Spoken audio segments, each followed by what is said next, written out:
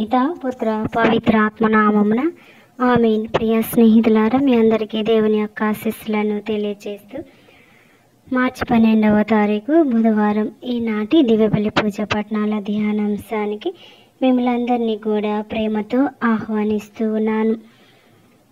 మొదటి పట్టణము యోనా గ్రంథము 3వ అధ్యాయం 1వ వచనం నుండి 10వ వచనం వరకు, లూకా సువార్త 11వ అధ్యాయం 29వ వచనం నుండి 32వ వచనం వరకు ఈనాటి సువార్త పట్టణాన్ని భక్తి శ్రద్ధలతో చదువుకొని ధ్యానించుదాం.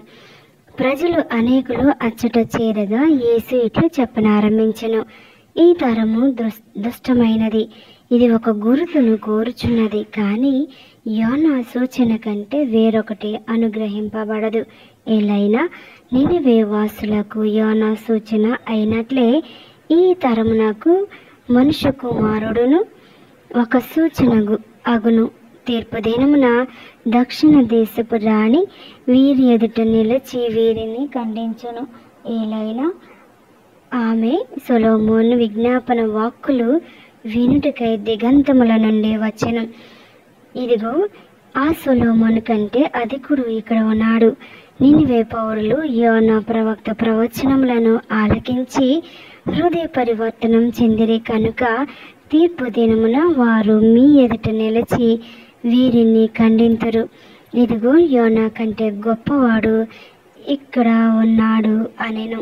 ఇది ప్రభు వాక్కు. సర్వేశ్వరునికి వందనములు. ప్రియ స్నేహితులారా, ఈనాటి దివ్య బలి పూజ పట్టణాలు ధ్యానాంశం, దేవుని కోపం క్షణకాలం, ఆయన కృప కలకాలం. దేవునిచే ఎన్నుకొనబడిన సేవకులను ప్రవక్తలను గుర్తించడానికి వారి వాక్కును దేవుని సందేశముగా అంగీకరించడానికి ఇశ్రాయేలు ప్రజలు ఎప్పుడూ ఒక గుర్తు కోసం వెతికేవారు. నినివే పౌరులు దుష్టులుగా ఉన్నారని వారికి దేవుని హెచ్చరికను తెలపవలసినదిగా యోనాను దేవుడు పంపించాడు. దేవుడు కరుణామయుడు, దయామయుడు, సులభముగా కోపడవాడు కాదు, అనంతమైన ప్రేమ కలవాడు. తాను నిశ్చయించుకున్నట్లు శిక్షింపక మన్నించి వదిలివేయువాడు. యావేలు గ్రంథం 2వ అధ్యాయం 13వ వచనం. ఇలాంటి సందేశమే దేవుడు యోనా ద్వారా నినివే ప్రజలకు పంపాడు.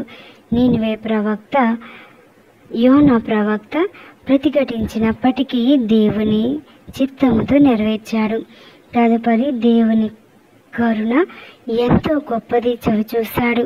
పశ్చాత్తాప హృదయాలంటే దేవునికి మహాప్రీతి. అందుకే ఎన్ని పాపాలు చేసినా పశ్చాత్తాపం చెందితే ఆ ప్రభువు క్షమించి గొప్పగా దీవిస్తాడు. అందుకే నినివే పౌరులు పశ్చాత్తాపడి హృదయ పరివర్తనం చెందిన రోజున అత్యధికంగా సంతోషించి నాశనాన్ని ఆపివేశాడు. నేటి సువార్తలో ప్రజలు ఒక సంకేతాన్ని కోరారు. ప్రభువు ఈ ధోరణిని ఖండించాడు. యెషయా ప్రవక్త గ్రంథం 35వ అధ్యాయం 5లో చెప్పినట్లుగా మెస్సయ్య రాకకు సూచనగా గుడ్డివారు చూతురు, చెమిటివారు విందురు, మోగవారు సంతసముతో కేకలు వేయుదురు.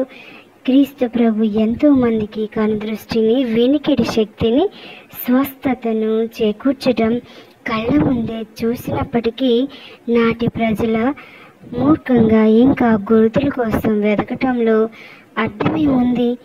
యోహాను సువార్త 2వ అధ్యాయంలోని నీటిని ద్రాక్షారసంగా మార్చటం, యోహాను 6వ అధ్యాయంలో కేవలం 5 రొట్టెలు 2 చేపలతో 5,000 మందికి ఆకలి తీర్చటం వంటి అద్భుత కార్యములు ప్రభువు నెరవేర్చడం గాంచిన ప్రజలకు యావే మెస్సయ్య అని విశ్వసించటానికి నిజంగా ఇంకా ఏమైనా గుర్తు అవసరమై ఉంది?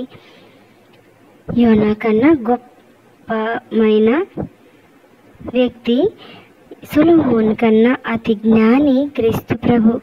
ఈ గమనం ఏమాత్రం సందేహించక షరతులు లేని ప్రగాఢ విశ్వాసాన్ని కనబరచాలి. అది చూసిన ప్రభు ఈ తరం చాలా మంచిది, గొప్పది అనగలగాలి. ప్రియ స్నేహితులారా, మరి ఈనాటి మొదటి పట్టణము 2 పట్టణాలు మనకు సంబోధిస్తున్నటువంటి గొప్ప ఉద్దేశం ఏమిటి అంటే యోనా గ్రంథంలో మనం చూస్తూ ఉన్నాం.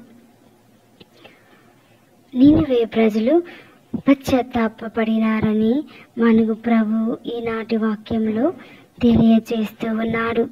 నినివే పౌరులు దేవుని మాట నమ్మిరి.